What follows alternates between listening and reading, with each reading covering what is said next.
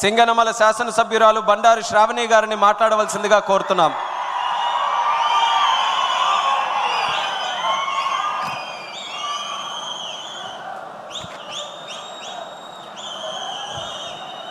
వేదికను అలంకరించిన పెద్దలు, పూజ్యులు, తెలుగుదేశం పార్టీ అధినేత, మన ప్రియతమ నాయకులు, రాష్ట్ర ముఖ్యమంత్రి వర్యులు శ్రీ నారా చంద్రబాబు నాయుడు గారికి, మన యువనేత కార్యకర్తల కోసం నిరంతరం శ్రమిస్తున్న మంత్రివర్యులు నారా లోకేష్ అన్న గారికి, అలాగే వేదిక మీద ఉన్న పెద్దలు, వేదిక ముందు ఉన్న తెలుగుదేశం పార్టీ కుటుంబ సభ్యులు అందరికీ కూడా నమస్కారాలు తెలియజేస్తా ఉన్నాను.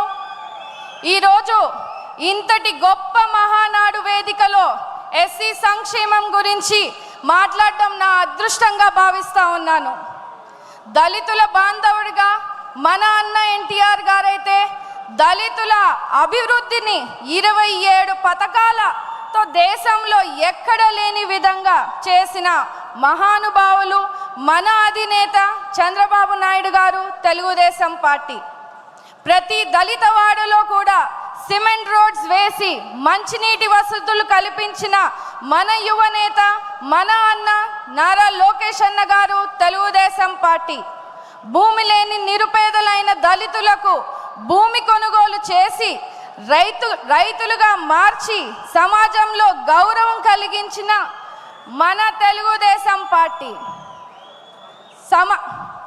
సామాజిక న్యాయం కల్పించాలని, అణగారిన వర్గాలకు పిల్లల విద్యను అభ్యసించేలా, ఆర్థికంగా అభివృద్ధి చెందాలని, సమాజంలో గౌరవంగా జీవించేలా చూడాలని డాక్టర్ బిఆర్ అంబేద్కర్ గారు కలలు కన్నారు.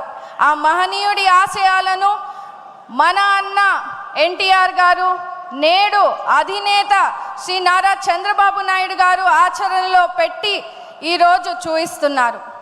దళిత వర్గాలు అన్ని రంగాల్లో అభివృద్ధి చెందాలని, వారి అభివృద్ధికి మునిపెన్నడు లేని విధంగా చంద్రబాబు నాయుడు గారి పాలనలో సబ్ ప్లాన్ రూపంలో మనకి 40,000 కోట్ల వ్యయం చేశారు. ఎస్సీలకు అనేక అభివృద్ధి సంక్షేమ కార్యక్రమాలు చేపట్టడం జరిగింది. అంటరాని తరం నిర్మూలనకు జస్టిస్ పున్నయ్య కమిషన్ ద్వారా 42 సిఫార్సులు అమలు చేశారు. ఎస్సీ రిజర్వేషన్లు 14 నుంచి 15% వరకు పెంచాం. బెస్ట్ అవైలబుల్ స్కూల్స్ని ఏర్పాటు చేశాం.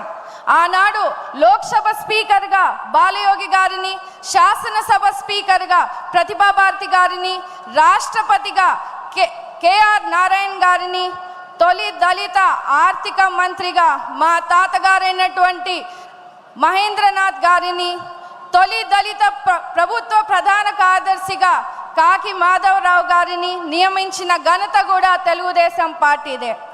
ఆర్థికంగా, రాజకీయంగా, సామాజికంగా సమాజంలో దళితులకు సముచిత స్థానం కలిగించేలా ప్రోత్సహిస్తున్నటువంటి మన దేవుడు, మన ముఖ్యమంత్రి వర్యులు నారా చంద్రబాబు నాయుడు గారు, లోకేష్ అన్న గారు, తెలుగుదేశం పార్టీ. అంతేకాకుండా విదేశీ విద్య పథకం ద్వారా వందలాది దళిత బిడ్డలకు ఆర్థిక సాయం చేశాం. దళిత యువతకు 40,000 రూపాయలు పెళ్లి కానుక ఇచ్చాం. ప్రతి దళిత వాడలో 1,000 కోట్ల రూపాయల సీసీ రోడ్లను వేశాం. ఇన్ని మంచి పనులు, ఇన్ని మంచి స్కీమ్స్ని మన దళితులకి అభివృద్ధి చెందేలా చేస్తే జగన్మోహన్ రెడ్డి గారు అధికారంలోకి వచ్చాక ఇవన్నిటినీ కూడా నిర్వీర్యం చేశారు. దళితులకు సంబంధించిన 27 పథకాలు రద్దు చేశారు.